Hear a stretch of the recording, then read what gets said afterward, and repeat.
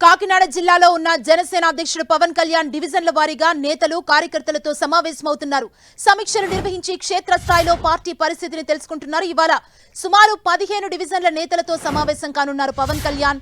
నిన్న 15 డివిజన్లకు సంబంధించి కార్యకర్తల అభిప్రాయం తీసుకున్నారు.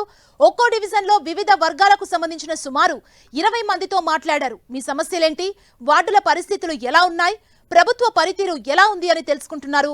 గతంలో సర్పవరం బహిరంగ సభలో ద్వారంపొడిని ఓడిస్తానని చెప్పిన పవన్ ద్వారంపొడిని ఓడించే దిశగా అడుగులు వేస్తున్నారు.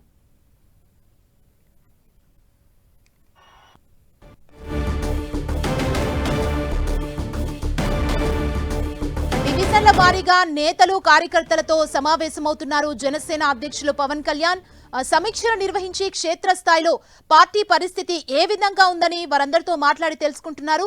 ఇవాళ సుమారు 15 డివిజన్ల నేతలతో పవన్ కళ్యాణ్ సమావేశం కాబోతున్నారు. నిన్న 15 డివిజన్లకు సంబంధించిన కార్యకర్తల అభిప్రాయాల్ని కూడా తెలుసుకున్నారు. ఒక్కో డివిజన్ లో వివిధ వర్గాలకు సంబంధించిన సుమారు 20 మందితో పవన్ మాట్లాడారు. మీ సమస్యలేంటి, వార్డుల పరిస్థితులు ఎలా ఉన్నాయి, ప్రభుత్వ పనితీరు ఎలా ఉందని తెలుసుకున్నారు. గతంలో సర్పవరం బహిరంగ సభలో ద్వారంపొడిని ఓడిస్తానని చెప్పిన పవన్ ద్వారంపొడిని ఓడించే దిశగా అడుగులు వేస్తున్నారు.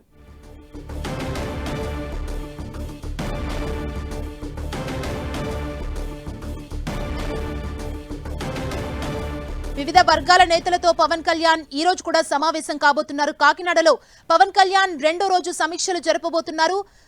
ఇవాళ 15 డివిజన్ల నేతలతో పవన్ కళ్యాణ్ భేటీ అయ్యి క్షేత్రస్థాయిలో పార్టీ పరిస్థితి ఎలా ఉంది అనే దానికి సంబంధించి కూడా క్షేత్రస్థాయిలో వారందరితో మాట్లాడబోతున్నారు.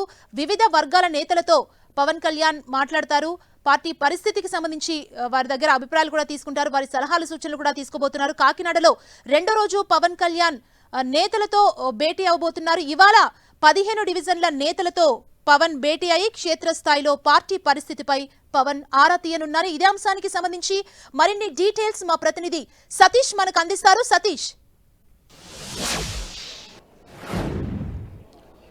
రెండో రోజు కాకినాడ జిల్లాలో జనసేన అధినేత పవన్ కళ్యాణ్ సమీక్షా సమావేశాలు అయితే మాత్రం ప్రారంభమయ్యని చెప్పుకోవచ్చు. ఈ రోజు ఉదయం సుమారుగా కాకినాడ నగరానికి సంబంధించి 15 వార్డుల జనసేన నేతలతోటి కార్యకర్తలతోటి కూడా సమావేశం కానున్నారు. అయితే ఒక్కొక్కరుగా కూడా వార్డు డివిజన్ల వారీగా కాకినాడ నగరానికి సంబంధించి డివిజన్ల వారీగా ఒక్కొక్క వార్డుకి 20 మంది చొప్పున, అంటే ఇటు జిల్లా వార్డు ఇన్ఛార్జితో పాటు వార్డులో ఉన్న ముఖ్య నేతలు, వివిధ వర్గాలకు సంబంధించిన జనసేన సంబంధించి కార్యకర్తలందరూ కూడా పూర్తి స్థాయిలో పవన్ కళ్యాణ్ అయితే మాత్రం కలవనున్నారు. ప్రతి వార్డుకి సంబంధించి ప్రతి ఒక్కరిని, అన్ని వర్గాలకు సంబంధించిన అందరితోటి కూడా పవన్ కళ్యాణ్ పూర్తిగా మాట్లాడి వాళ్ళ సమస్యలు, జనసేన ఏ విధంగా ఉంది, క్షేత్రస్థాయిలో జనసేన బలోపేతం చేసేందుకు ఏ విధమైన చర్యలు తీసుకోవాలి, వాళ్ళ సమస్యలతో అధిగమించేందుకు ఏ విధంగా ముందుకు వెళ్ళాలి, ప్రభుత్వ పథకాల పరిస్థితి ఏంటి, ప్రభుత్వ పనితీరు ఏ విధంగా ఉందనే అంశాలు అయితే మాత్రం అడిగి తెలుసుకొని ఉన్నారు. అదేవిధంగా ప్రస్తుతం మనం చూసుకుంటే కనుక కాకినాడ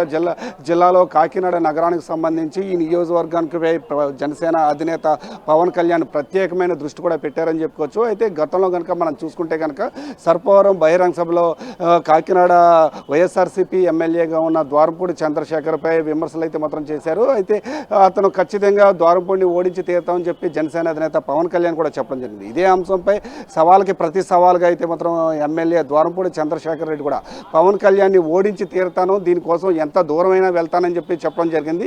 ఇలాంటి సవాలు విసిరిన నేపథ్యంలో అయితే ఉమ్మడి తూర్పుగోదావరి జిల్లా వ్యాప్తంగా 21 నియోజకవర్గాలు ఉన్న పరిస్థితుల్లో కేవలం కాకినాడ సిటీ మీదే స్పెషల్ ఫోకస్ కూడా పెట్టిన పరిస్థితులు కూడా ఇక్కడ నెలకొన్నాయని చెప్పుకోవచ్చు. నిన్న నుంచి ఈరోజు రేపు కూడా, అంటే వార్డ్ టు వార్డు, అంటే కాకినాడ నగరానికి సంబంధించి 50 వార్డులు ఉండగా 50 వార్డులకు సంబంధించి ప్రతి వార్డులోని ఒక వివిధ వర్గాలకు సంబంధించిన 20 మందితో కూడా మాట్లాడుతూ ఎన్నికల ప్రణాళికను ఏ విధంగా తీసుకెళ్లాలి, కాకినాడ నగరంలో జనసేన మరింత బలం పుంజుకునేందుకు ప్రణాళిక ఏ విధంగా సిద్ధం చేయాలి అనే అంశంపై పూర్తి స్థాయిలో సమీక్షలు అయితే నిర్వహిస్తున్నారు. ప్రతి ఒక్కరితో కూడా మాట్లాడి ఇక్కడ ఉన్న పరిస్థితులు అంటే ఏ విధంగా ముందుకు వెళితే జనసేన మరింత బలంగా తీసుకెళ్లే అవకాశాలు ఉన్నాయి, ఎలాంటి ప్రభావాలు ఉన్నాయి, ప్రభుత్వం నుంచి కానీ లేకపోతే ఇటు స్థానికంగా ఉన్న ఎమ్మెల్యే దగ్గర నుంచి కానీ ఎటువంటి ఒత్తిళ్లు ఉన్నాయి అనే అంశంపై ఇక్కడ స్వయంగా పవన్ కళ్యాణ్ దృష్టి పెట్టారని కూడా మనం చెప్పుకోవచ్చు. అదేవిధంగా ఈరోజు సాయంత్రం అయితే మాత్రం తూర్పుగోదావరి జిల్లాకు సంబంధించిన 7 సెగ్మెంట్ల జనసేన ఇన్ఛార్జీలతో కూడా సమావేశం నిర్వహించనున్నారు. ప్రతి ఒక్క ఇన్ఛార్జి అందరితో కూడా 1-to-1 పవన్ కళ్యాణ్ అయితే మాట్లాడి పరిస్థితులు తెలుసుకొని ఉన్నారు. అయితే ప్రస్తుతానికి రెండో రోజు జరుగుతున్న జనసేన పవన్ కళ్యాణ్ సమీక్షా సమావేశంతో ఉమ్మడి తూర్పుగోదావరి జిల్లా వ్యాప్తంగా కూడా ఒక జనసేన నేతలో ఒక ఉత్తేజభరితమైన వాతావరణం కూడా కొనసాగుతుందని చెప్పుకోవచ్చు. అయితే గోదావరి జిల్లాలో జనసేనకున్న బలాన్ని మరింతగా పెంచే దిశగా అయితే మాత్రం ఈ 3 రోజుల పర్యటన అయితే మాత్రం కొనసాగుతుందని చెప్పుకోవచ్చు. ఈరోజు కాకినాడ నగరంలో సంబంధించిన డివిజన్ల వారీగా ఇన్ఛార్జీలతోటి కార్యకర్తలతోటి అభిమానులతో కూడా సమావేశం అవుతారు. అనంతరం 7 నియోజకవర్గాలకు సంబంధించి ఇన్ఛార్జీలతో కూడా సమావేశం అవుతారు. అయితే దీనికి సంబంధించి కేవలం ఇన్ఛార్జీలు లేకపోతే జిల్లా అధ్యక్షులతోనే కాకుండా జనసేనకు సంబంధించిన అభిమానులతోటి ముఖ్య నేతలతోటి కార్యకర్తలతోటి తటస్థులతో కూడా జనసేన అధినేత పవన్ కళ్యాణ్ అయితే మాత్రం సమావేశం అవుతున్నారు. సమావేశం అయ్యి జనసేనని మరింత బలంగా క్షేత్రస్థాయిలో ఏ విధంగా తీసుకెళ్లాలి అదే ప్రస్తుతం మనం చూసుకుంటే కనుక రాష్ట్ర వ్యాప్తంగా ఇటు టీడీపీ జనసేన ఉమ్మడి పొత్తు అయితే మాత్రం కొనసాగుతుంది. పొత్తులో ఎటువంటి ఇబ్బందులు లేకుండా ఇటు టీడీపీ కానీ జనసేన కానీ ఎవరికి కూడా ఇబ్బంది లేకుండా ముందుకు ఏ విధంగా వెళ్ళాలి ఆ సలహాలు సూచనలు కూడా తీసుకున్న పరిస్థితి అయితే మాత్రం కొనసాగుతుందని చెప్పుకోవచ్చు.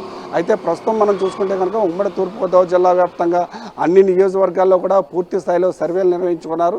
ఆ సర్వేల ఆధారంగానే సీట్లు కూడా ఇచ్చే అవకాశం ఉంది. ప్రస్తుతం అంటే ఈ 3 రోజుల పర్యటనలో అయితే మాత్రం ఎవరికి కూడా సీట్లు కేటాయింపుకి కానీ సీట్లు ఎంపీకి కానీ ఆ ప్రస్తావన రాకుండా క్షేత్రస్థాయిలో జనసేనని ఏ విధంగా బలోపేతం చేయాలి అనే అంశంపై పూర్తి స్థాయిలో దృష్టి పెట్టినట్టు కూడా ఇక్కడ కార్యక్రమాలు కూడా కొనసాగుతున్నాయని కూడా మనం చెప్పుకోవచ్చు. సుమా, థ్యాంక్ యూ సతీష్.